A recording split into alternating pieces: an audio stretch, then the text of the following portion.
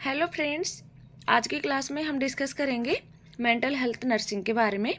कुछ important days, scientist and important terminologies जो कि साइकेट्री नर्सिंग में काम आती हैं। सो स्टार्ट करते हैं। Important days, world schizophrenia day 24 मई को होता है। वर्ल्ड मेंटल हेल्थ डे 10 अक्टूबर को होता है। वर्ल्ड सुसाइड प्रिवेंशन डे ये 10 सितंबर को होता है। वर्ल्ड अल्जाइमर डे 21 सितंबर को होता है। मेंटल हेल्थ अवेयरनेस मंथ होता है मई। नेक्स्ट हम देखते हैं साइंटिस्ट एंड इनके कॉन्ट्रीब्यूशंस, कौन कौन सी थ्योरीज दी हैं इन साइंटिस्ट ने। फर्स्ट है एरिक एरिक्सन, इन्होंने थ्योरी ऑफ साइकोसोशल डेवलपमेंट दिया। नेक्स्ट है Eugen Bleuler, coined the term schizophrenia. Next है सिगमंड फ्रॉइड, ये फाउंडर है साइको एनालिसिस के। जीन पिजेट, इन्होंने दिया है theory of cognitive development. Kurt Schneider, first rank symptoms of schizophrenia. Johann Reil, इन्होंने दिया है coined the term psychiatry. Karl Kahlbaum, इन्होंने दिया है coined the term catatonia. And Abraham Maslow ने दिया है described hierarchy of needs. Next theories, Sigmund Freud topographical theory of mind. Topographical theory of mind है, ये सिगमंड फ्रॉइड ने ही दिया है, जिसको डिवाइड किया गया है 3 लेवल्स में, जिसमें माइंड की स्टेट है उनको डिवाइड किया है। फर्स्ट है id, operates according to the pleasure principle, primitive and unconscious part of personality. Next है ego, operates according to the reality principle, mediates between id and superego. Next है superego, moral ideas and conscience. ये सभी हैं mind की 3 state जो कि Sigmund Freud ने दिया है। नेक्स्ट हम डिस्कस करते हैं साइकोसेक्सुअल डेवलपमेंट थ्योरी जो कि सिगमंड फ्रॉइड ने दिया है। इसकी स्टेज है 5, जिसमें फर्स्ट है ओरल स्टेज जो कि 0 से 1 ईयर पे डेवलप होती है। एनल स्टेज होती है 2 to 3 ईयर पे। एंड फेलिक स्टेज 3 to 6 ईयर पे डेवलप होती है। नेक्स्ट लेटेंसी जो कि 6 ईयर से प्यूबर्टी की एज तक डेवलप होती है। एंड जेनाइटल स्टेज होती है बियॉन्ड प्यूबर्टी, प्यूबर्टी के बाद में। नेक्स्ट हम देखते हैं psychosocial development stage. Psychosocial development stage में हम देखते हैं approximate age and psychosocial crisis या टास्क एंड वर्चू डेवलपमेंट। तो हम देखते हैं फर्स्ट इन्फेंट से लेके 18 मंथ, मतलब 1 साल के बच्चे से और 1.5 साल के बच्चे तक। उसमें जो साइकोसोशल टास्क है वो ट्रस्ट वर्सेस मिसट्रस्ट जो डेवलप होता है मतलब इस एज के बीच में बच्चे में होप डेवलप होती है, आशा। नेक्स्ट है 18 मंथ से 3 ईयर, इसमें टास्क होता है ऑटोनॉमी वर्सेस सेम या फिर डाउट। विल, उसको कुछ करने की इच्छा होती है, मतलब इच्छा डेवलप होती है। 3 to 5 ईयर में इनिशिएटिव वर्सेस गिल्ट, इसमें पर्पज डेवलप होता है, उद्देश्य, किसी काम को करने का उद्देश्य से। 5 to 13 ईयर्स पे इंडस्ट्री वर्सेस इंफीरियोरिटी, इसमें डेवलप होता है competency. 13 to 21 year identity versus confusion, इसमें डेवलप होता है फिडिलिटी। फिडिलिटी होता है सत्य, मतलब वफादारी, ये डेवलपमेंट होता है। नेक्स्ट 21 ईयर to 39 ईयर, इसमें जो साइकोसोशल टास्क है वो है इंटीमेसी वर्सेस आइसोलेशन, उसमें डेवलप होगा लव। नेक्स्ट है 40 to 65 ईयर, टास्क है इसमें जनरेटिविटी वर्सेस स्टेग्नेशन, इसमें केयर मतलब केयरनेस दिखाएगा वो फैमिली के प्रति। 65 एंड ओल्डर, इसमें होगा इंटीग्रिटी वर्सेस डिसअपियर, इसमें जो डेवलपमेंट होगा वो होगा विजडम। टर्मिनोलॉजीज, इंपॉर्टेंट टर्मिनोलॉजीज है, सो क्लास में बने रहिए। फर्स्ट हम देखते हैं hallucination, disturbances in perception as it is sensing the perception without the presence of external stimuli. इसमें क्या होता है, पेशेंट का परसेप्शन डिस्टर्ब हो जाता है, उससे मतलब पेशेंट को लगता है कि उसको जो चीज़ें नहीं हो रही है वो भी दिखाई दे रही है, जो उसको कोई बोल नहीं रहा है तो भी उसको लग रहा है कि उसको कोई बोल रहा है या कुछ सुनाई दे रहा है।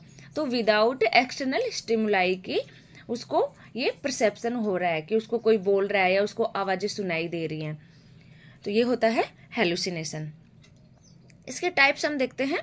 ऑडिटरी, जो कि सुनने वाला होता है। ओल्फैक्टरी, सूंघने के लिए। गस्टेटरी, स्वाद का हेलुसिनेशन होता है। टेक्टाइल, टेक्टाइल हेलुसिनेशन होता है स्पर्श, मतलब पेशेंट को लगता है कि उसको कोई टच कर रहा है, लेकिन उसको मतलब कि एक्चुअल में उसको कोई टच नहीं कर रहा है, लेकिन उसको फील होता है कि उसको कोई स्पर्श कर रहा है, उसको टच कर रहा है। तो ये होता है हेलुसिनेशन। नेक्स्ट है विजुअल, जो कि देखने का हेलुसिनेशन होता है। Most common in auditory hallucination, मतलब इनमें सबसे मोस्ट कॉमन है वो ऑडिटरी हेलुसिनेशन होता है। अदर्स हेलुसिनेशन है reflex hallucination, functional hallucination, panoramic hallucination and hypnopompic hallucination. इन सभी हेलुसिनेशंस के बारे में हम आगे की स्लाइड में डिस्कस करेंगे। Hypnagogic hallucination occurs while falling asleep, going to sleep. जो हिप्नागोजिक होता है हेलुसिनेशन, वो कब फील होता है पेशेंट को, जब पेशेंट सोने के लिए जा रहा होता है।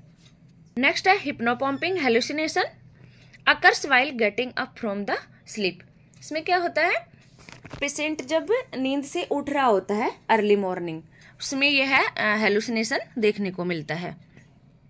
नेक्स्ट है reflex hallucination, features of cannabis LSD intoxication.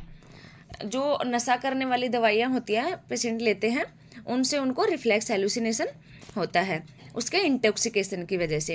इसमें क्या होता है, stimulus in one sensory modality produced hallucination in another sensory modality. Means जिस सेंसरी मोडेलिटी का उनको स्टिमुलस मिल रहा है, उसको छोड़ के अदर सेंसरी मोडेलिटी में उसको हेलुसिनेशन होता है। नेक्स्ट है functional hallucination, stimulus in one sensory modality produced hallucination in same sensory modality. Means जिस सेंसरी मोडेलिटी का उनको स्टिमुलस मिल रहा है पेशेंट को, सेम वही हेलुसिनेशन वो शो करता है। नेक्स्ट है delusion. Delusion is disturbances in thought process, it is a false fixed belief held to be true even there is evidence to contrary. Delusion thought process में disturbance की वजह से होता है। यह पेशेंट में फॉल्स फिक्स्ड बिलीफ होता है, मतलब उसको गलत फहमी होती है पेशेंट को। जैसे उसको कोई खाना दे रहा है तो उसको लगता है कि उसको खाने में ये जहर दे रहा है, तो ये उसका फॉल्स बिलीफ है उसके प्रति, ये होता है delusion. Some of the examples of delusion are as follows. Delusion of grandeur, a believe that he she is famous. Delusion of grandiosity क्या होता है, उसमें पेशेंट मेल है या फीमेल है, उसको लगता है कि वो बहुत फेमस है, मतलब उसको फॉल्स बिलीफ है। Delusion of guilt, a constant feeling of guilt for something. इसमें क्या होता है कि पेशेंट किसी को लेके गिल्ट में होता है, खुद के ऊपर ब्लेम कर रहा होता है वो। Delusion of persecution, delusion in which the person think she is being persecuted. इसमें लगता है पेशेंट को कि उसको कोई हार्म करना चाहता है या उसको कोई नुकसान पहुंचाना चाहता है, तो ये होता है डिल्यूजन ऑफ परसिक्यूशन। नेक्स्ट है लैक ऑफ इंसाइट। इंसाइट क्या होता है, पेशेंट की अंतर्दृष्टि, मतलब वो उसके बारे में क्या सोचता है, खुद की डिजीज के बारे में उसको कितना पता है। Insight is rated on A 6-point scale from 1 to 6। इसके लेवल्स हैं इंसाइट के। फर्स्ट है कंप्लीट डिनाइल ऑफ इलनेस, मतलब पेशेंट को हम पूछ रहे हैं उसकी बीमारी के बारे में, तो वो उसके लिए कंप्लीट मना कर देता है कि मुझे कोई बीमारी नहीं है, कुछ पता नहीं है उसको, उसकी इलनेस के बारे में कुछ पता नहीं होता। नेक्स्ट है slight awareness of being sick and needing help but denying it at the same time. Second level है, मतलब कि उसको स्लाइटली अवेयरनेस होता है, वो मतलब उसको थोड़ा बहुत पता होता है उसकी बीमारी के बारे में कि हाँ उसको कुछ प्रॉब्लम है एंड उसको हेल्प की आवश्यकता है, बट वो उस टाइम डिनाई कर देता है, मना कर देता है। नेक्स्ट है awareness of being sick but blaming it on others, on external factors और on organic factors. Third point में है कि पेशेंट उसकी बीमारी के बारे में अवेयर होता है, मतलब उसको पता होता है कि उसको एक्चुअली में दिक्कत क्या है, लेकिन वो उसका ब्लेम किसी अदर्स पे लगा देता है या फिर एक्सटर्नल फैक्टर्स पे लगा देता है। फोर्थ है awareness that illness is due to something unknown in the patient. मतलब उसको पता है कि उसको बीमारी क्या है, उसकी इलनेस के बारे में, is due to something unknown, पर उसको ये पता होता है कि वो किसी अननोन की वजह से हो रही है मुझे।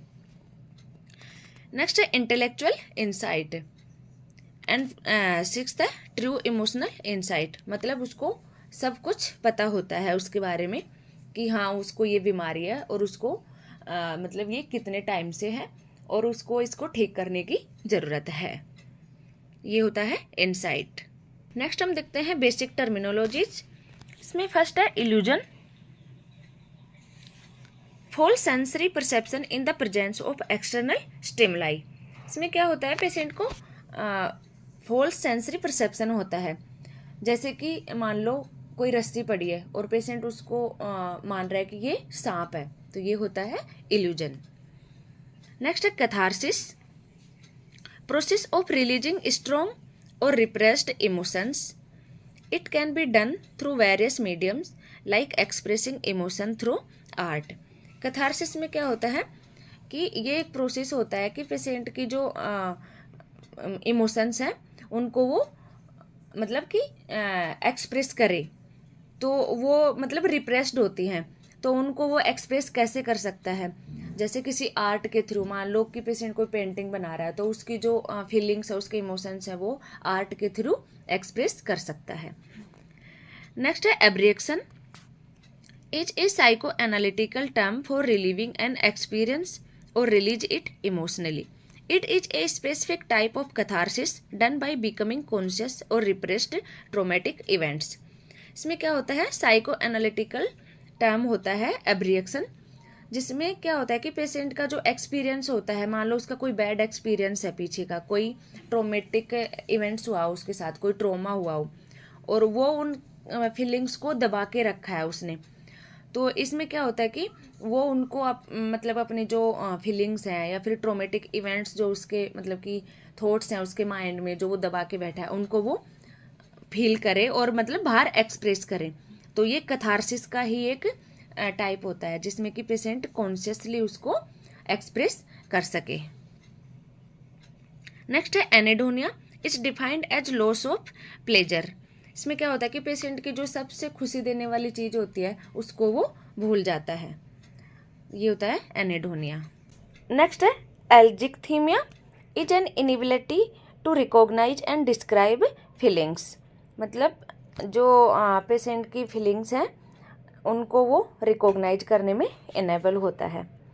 नेक्स्ट है echopraxia, is repetition of phrases और words heard where as senseless repetition of same words.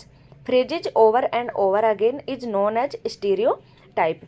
Echopraxia क्या होता है कि पेशेंट किसी सेम वर्ड को बार बार सेम वर्ड या फ्रेजेज को बार बार रिपीट करेगा।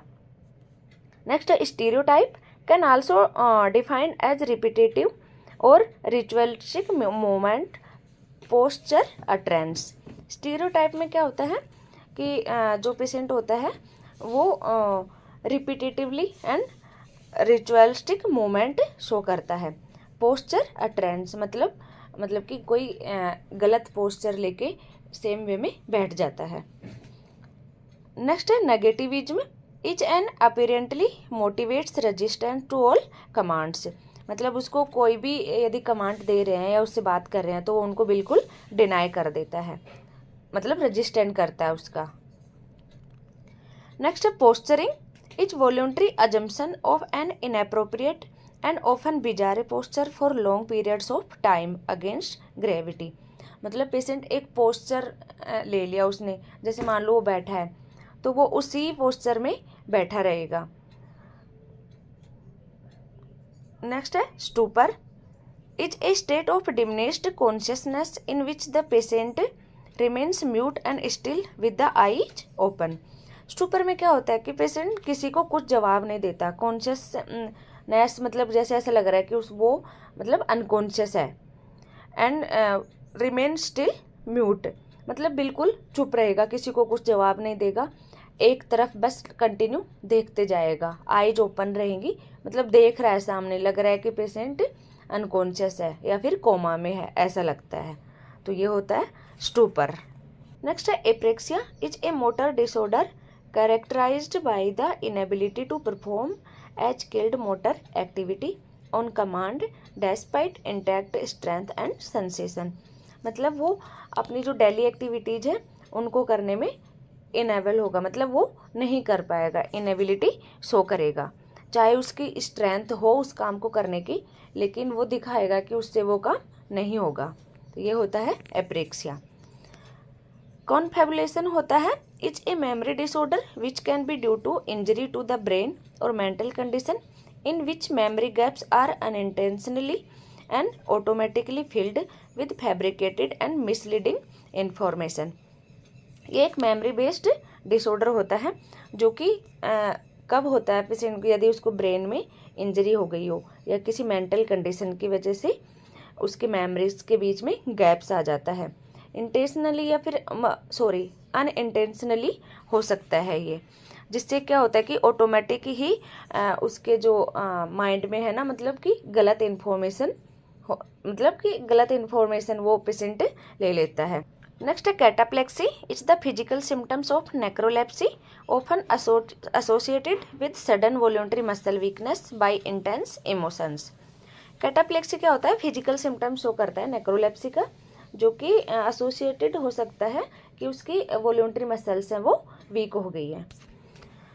नेक्स्ट है catalepsy is a psychotic features, ये साइकोटिक फीचर्स शो करता है एसोसिएटेड विद इमोबाइल पोस्चर, मतलब सेम पोस्चर में या सेम पोजीशन में पेशेंट रहेगा, ये होता है कैटालेप्सी। नेक्स्ट है test scales and tools in psychology.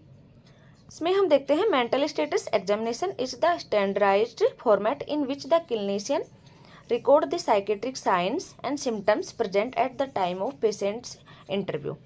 Patient का इंटरव्यू लेते टाइम हम उसको ऑब्जर्व करते हैं, उसके साइकेट्रिक साइंस एंड सिम्टम्स होते हैं उनको।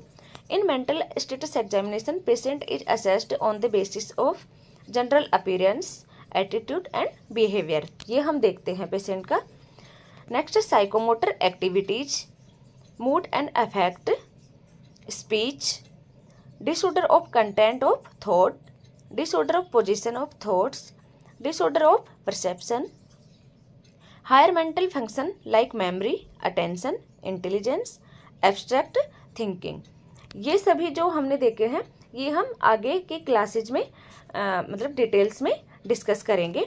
अभी सिर्फ बता रहे हैं कि कौन से बेसिस पे मेंटल स्टेटस एग्जामिनेशन करते हैं पेशेंट का, तो इन सभी को डिटेल्स में डिस्कस करेंगे नेक्स्ट क्लास में। IDEAS stand for Indian disability evaluation and assessment. इसमें हम देखते हैं CAGE questionnaire is use for screening drinking problem, जो एल्कोहलिक पेशेंट होते हैं उनके लिए स्क्रीनिंग करते हैं, उसमें हम वर्ड यूज करते हैं एक केज, जिससे हम उसका पता लगा पाते हैं पोटेंशियल अल्कोहल प्रॉब्लम्स का। इसमें सी से होता है कट डाउन, ए से होता है अनॉयड, जी से होता है गिल्ट एंड ई से होता है eye opener. Hindi mental status examination is a screening test for illiterate demented patient which was given by Mary Ganguli. MMSE जो मिनी मेंटल स्टेटस एग्जामिनेशन होता है is use to evaluate cognitive function of illness.